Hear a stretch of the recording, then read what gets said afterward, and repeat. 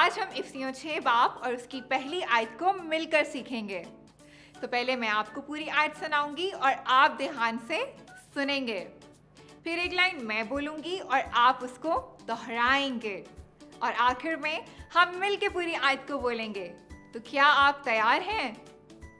अब मैं आपको पूरी आयत सुनाऊंगी और आप ध्यान से सुनेंगे। ए फर्जंदो, खुदावंद में अपने माँ बाप के फरमाबरदार रहो, क्योंकि ये वाजिब है।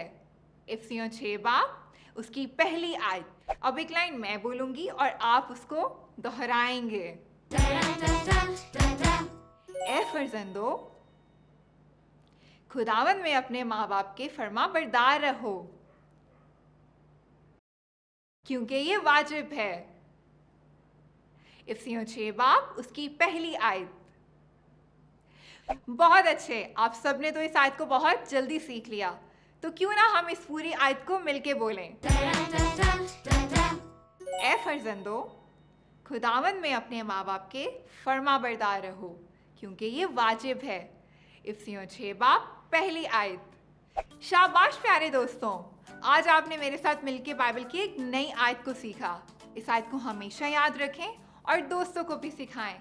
अगली दफा मिलेंगे और एक साथ सीखेंगे बाइबल से एक नई आयत। तब तक के लिए बाय बाय।